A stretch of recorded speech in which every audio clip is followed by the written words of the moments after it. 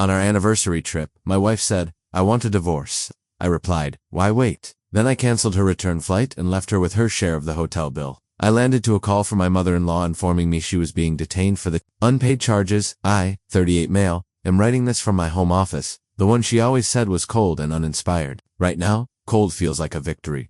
2 days ago, my wife Heather, 35, and I were on our 10th anniversary trip, a 5-star resort on a pristine beach. I booked the best suite, the one with the private plunge pool. I thought we were there too. Reconnect. We'd been drifting, but I figured a decade of marriage deserved a grand gesture, a real effort. On the night of our anniversary, at a restaurant where the wine list had its own table, she dropped it. Not with tears, not with regret, but with the cool efficiency of a project manager closing a dead-end account. "Tyler," she said, setting her fork down with a delicate click. "I need to be honest. This isn't working for me anymore.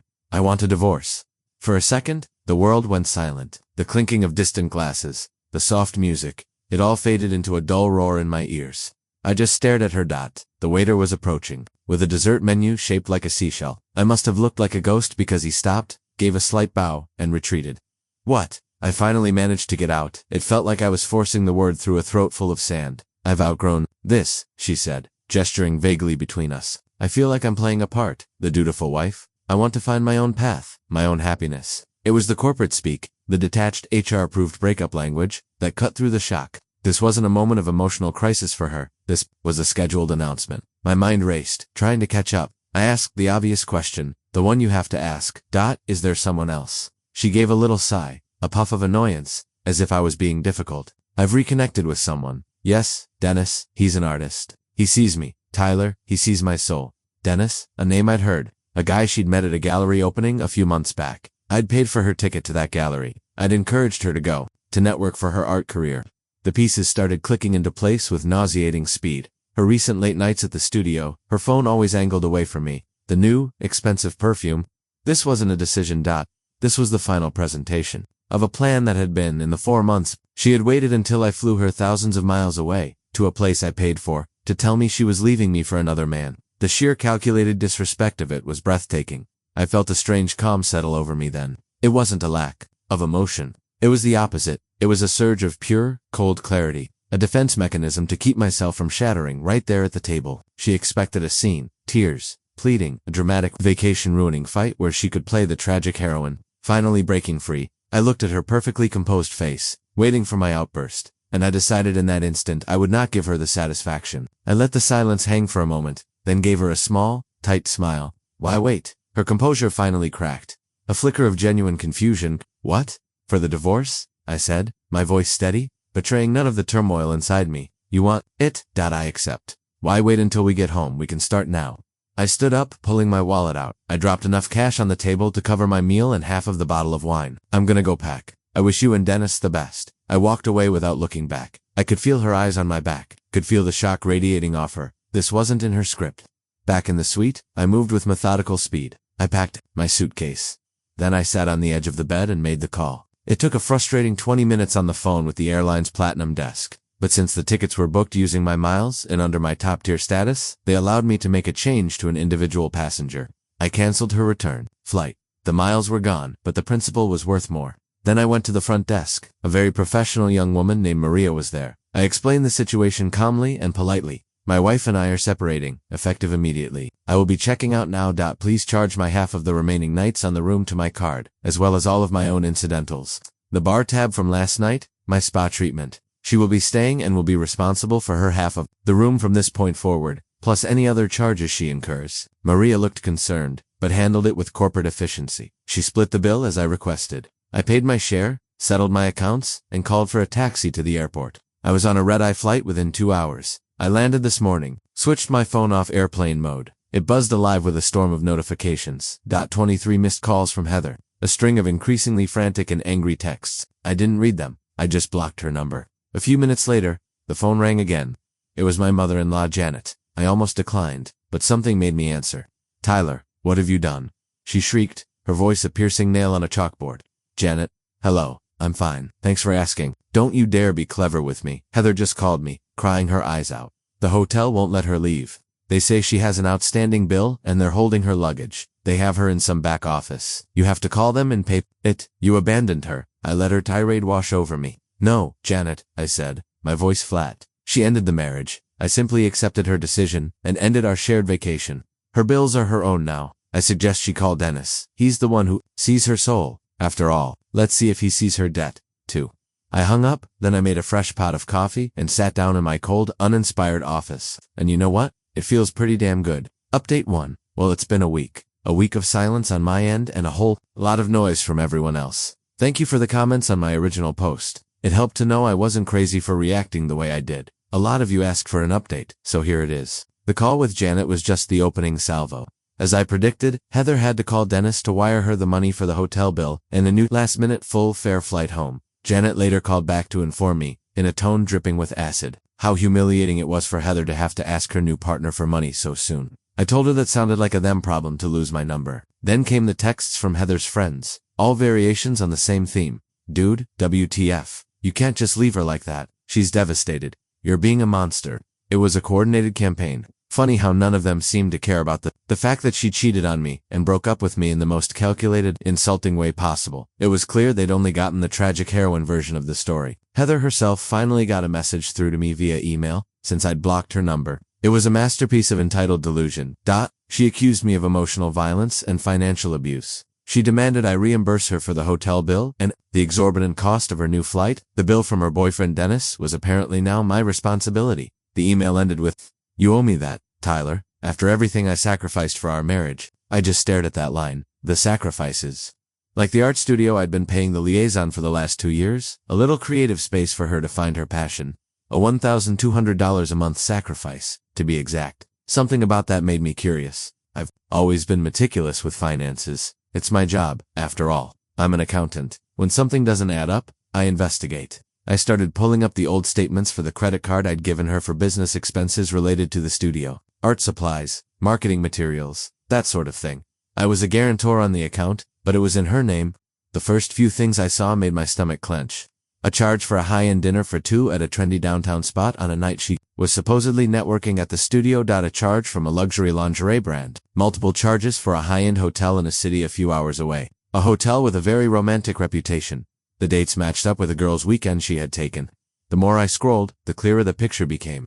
The art studio wasn't just a studio. It was a front, a slush fund for her affair. The money I thought was for canvas and paint was actually for champagne and secret getaways with Dennis, the soul-seeing artist. My brief moments of sadness over the last week, the nostalgia for the woman I married, it all evaporated. It was replaced by a cold, hard resolve. She didn't just want a divorce. She wanted to continue living the lifestyle I provided. But with him, she wanted her freedom, my money, and to be praised for her bravery while doing it. I spent the entire weekend creating a spreadsheet. Every questionable charge, every date, every lie she told me to cover it up. Yesterday, I hired the most ruthless divorce lawyer I could find. When I showed him the spreadsheet, he didn't even blink. He just smiled. A thin, predatory smile. "Well," he said, leaning back in his chair, "this should be straightforward. Heather thinks this is about the hotel bill. She thinks I had a moment of anger. She has no idea what's coming. She didn't just end a marriage. She started a war with an accountant. Big mistake." Update 2. It's been a month of tactical silence from my end and escalating entitlement from hers. Things have gotten messy, and I've discovered the rot goes deeper than I ever imagined. 2 weeks ago, I got a text from a number I didn't recognize. "Tyler, it's Dennis. We need to talk. Heather is very distressed. Be at your house tomorrow at 2 p.m. so she can get her things.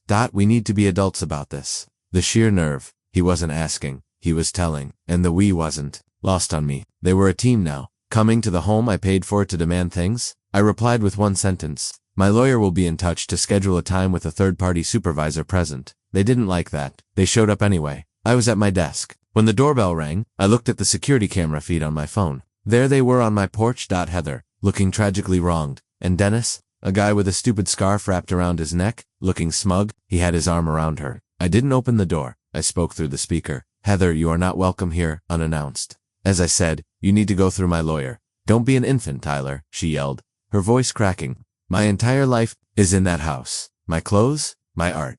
Dennis stepped forward. "Mate, just open the door. Don't make this harder than it has to be. We just want our things so we can move on." The condescension, the mate. It was like a movie. I saw red, but I kept my voice flat. "This is my property. You are trespassing. I'm giving you 30 seconds to leave before I call the police." They actually stood there, whispering to each other, like they were deciding if I was bluffing. I counted to 20 and then dialed. When they saw me on the phone through the window, they finally scurried back to Dennis's beat-up convertible. The police arrived, took my statement, and I now have a record of them showing up unannounced. My lawyer was very pleased. But the real development came from my lawyer's office. I had told him about the studio I was funding, and he agreed it was a major financial point. As part of the discovery for the divorce, he subpoenaed all the financial records and contracts associated with her business. He called me last Tuesday. "Tyler, you're not going to believe this," he said, and I could hear the excitement in his voice. "I'm holding the lease agreement for the studio space. About a year ago, your wife and Mr. Dennis Vance co-signed a new lease with the landlord, re-registering the space as a commercial entity called Vance Gallery. They were building his commercial art gallery in his name while you were still paying the rent via the original auto draft you set up. It's airtight." I felt the blood drain from my face. She had converted her private I Need to Find Myself studio, which I was funding, into a commercial gallery for her boyfriend. She'd put his name on the lease with hers, making them business partners, all while my money was paying the rent. They were building their future on my foundation. My lawyer's voice cut through my shock. "This changes everything, Tyler. This isn't just infidelity. This is fraud. We can go after both of them." So the new plan is in motion. We are no longer just arguing about assets and the divorce. We are filing a separate civil suit for fraud against both Heather and Dennis. We are seeking repayment for every single cent that was funneled into that sham gallery and her affair. Heather sent one more email last week. The tone had shifted from anger to a weird sort of bargaining. She said she was willing to forgive my actions at the resort if I would just agree to a simple 50-50 split and reasonable alimony so she could get back on her feet. She still has no idea. She thinks she's negotiating the end of a marriage. She doesn't realize she's a defendant in a fraud case. They wanted to be adults about this. Well, they're about to get a very adult lesson in consequences. TLDR, Heather and her boyfriend showed up demanding her stuff. I called the cops. My lawyer discovered through official discovery that she converted the studio I paid for into a commercial gallery for her boyfriend, putting his name on the lease. I'm no longer just divorcing her. I'm suing them both for fraud. This will be my final update. The dust has settled, and the final accounts have been rendered. The last 6 months have been a masterclass in legal maneuvering. My lawyer, bless his cold calculating heart, was relentless. We moved forward with the divorce and the civil suit simultaneously. Heather and Dennis, predictably, lawyered up. Their initial defense was laughable. They claimed I was a willing patron of the arts and that the money was a gift to support their shared creative vision. The day of the mediation was something I'll never forget. It wasn't in a courtroom, but a sterile conference room in a high-rise building. Me and my lawyer on one side of a long mahogany table. Heather, Dennis, and their lawyer on the other. Heather looked thin and stressed. The tragic heroine act was wearing thin. Dennis was trying for a look of bored indifference, but his bouncing knee gave away his anxiety. They still had an air of arrogance about them. Like this was all just a messy, inconvenient misunderstanding that a check from me would solve. Their lawyer started outlining their proposal. They wanted the house sold. A 50-50 split of the proceeds. They wanted me to pay out the remainder of the gallery lease. And they wanted 5 years of significant alimony for Heather, citing her contribution to the marriage by sacrificing her career. My lawyer listened patiently, head cocked. When the other lawyer finished, he didn't respond. He simply looked at the mediator and said, "We reject that offer in its entirety. And now for our presentation." He placed a thick binder on the table. "This," he said, "is the Heather and Dennis project." Binder. He opened it. The first page was a blown-up photo of them, smiling on a hotel balcony, from Dennis's own social media. The date stamp was clear. It was from his birthday weekend. The same weekend Heather told me she was at a silent meditation retreat. Then came the spreadsheet, now 20 pages long. Itemized, dated, cross-referenced with her lies. My lawyer walked them through it, his voice calm and monotonous. Page 1. Itemized list of dinners for two, totaling $4,780. Charged to the art supplies credit card. Page 3. Hotel stays including the St. Regis, where Mr. Vance's social media shows him celebrating your 6-month anniversary. Total, $8,005. Page 7. Direct transfers to Mr. Dennis's PayPal listed as consulting fees. Total, $22,000. Heather's face went from pale to chalk white. Dennis stopped, bouncing his knee. He was perfectly still, staring at the numbers. Then came the grand finale. My lawyer presented the legally obtained signed lease for the gallery, the one with both their names on it. He presented bank records showing the auto draft for my account, paying the rent for their joint commercial venture, month after month. The total sum, my lawyer concluded, that Mr. Thompson can prove was fraudulently diverted from him to fund this affair and this undeclared business partnership is $83,450, not including the future liability of the lease they both signed. This constitutes a clear case of fraud by deception, which we are fully prepared to pursue in civil court. The discovery process for that would be extensive. He slid a document across the table. This is our settlement offer. Heather gets nothing, no alimony, no share of the house. She walks away with her belongings and the significant credit card debt she accrued in her name. In return, we will drop the civil suit for fraud against her and Mr. Dennis Vance. Their lawyer's jaw was tight. He whispered furiously with Heather and Dennis. I could hear snippets, criminal charges, perjury. They have everything. Dennis looked at Heather, but it wasn't the look of a man who saw her soul. It was the look of a man realizing his business partner and meal ticket was a massive liability. The look of a man who was just told he was on the hook for tens of thousands of dollars. Heather started to cry, not the composed, delicate tears from the anniversary dinner. These were ugly, panicked sobs. Tyler, please, she whimpered, looking at me for the first time. You can't do this. I'm not doing anything, I said, my voice even. These are the consequences of your own choices. You wanted to start a new life? Here it is. They took the deal. They had no choice. The aftermath was swift. Heather had to move in with her parents. The credit card company, armed with the evidence of her fraudulent spending, is pursuing her for the full balance. Her credit is shot. Janet and Robert called me one last time, but the fury was gone, replaced by a weary resignation. They asked if I could just help a little. I said no. Dennis, as predicted, bailed. The last I heard, he had moved to another city. The gallery, of course, folded. The landlord is now going after both of them for the broken lease. As for me, I sold the house. It held too many ghosts. I moved into a modern apartment downtown, one she would have hated. It's clean, bright, and mine. The spreadsheet is deleted. The binders are shredded. I took the money I saved from the divorce and invested it. My future is my own again. I don't feel happy, not in a fist-pumping celebratory way. There's a scar there, but I feel balanced, vindicated. The scales have been set right.